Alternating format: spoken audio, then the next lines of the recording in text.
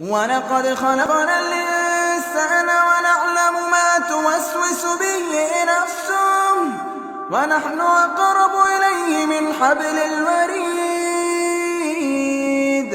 إذ يتلقى المتلقيان عن اليمين وعن الشمال قعيد ما يلفظ من قول إلا لديه رقيب عتيد وجاءت سكرة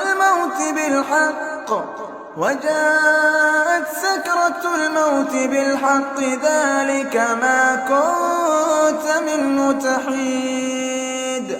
ونفخ في الصور ذلك يوم الوعيد وجاءت كل نفس معها سائق وشهيد لقد كنت في غفلة من هذا فكشفنا عنك غطاءك فبصرك اليوم حديد وقال قرينه هذا ما لدي عتيد ألقيا في جهنم كل كفار عنيد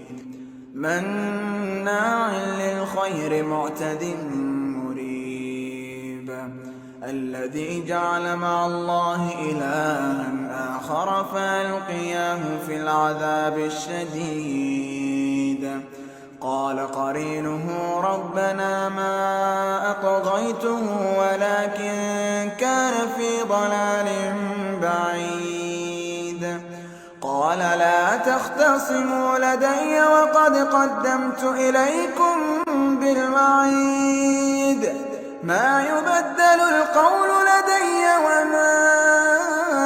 أنا بظلام للعبيد يوم نقول لجهنم هل امتلأت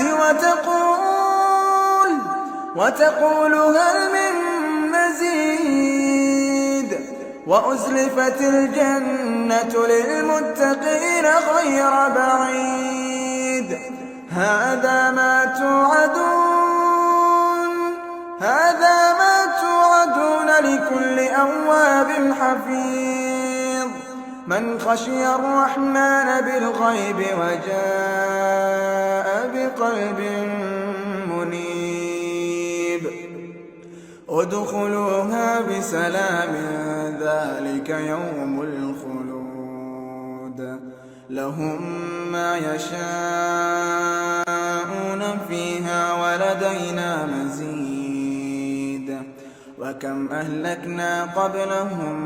من قرن هم أشد منهم بطشا فنقبوا في البلاد هل من محيص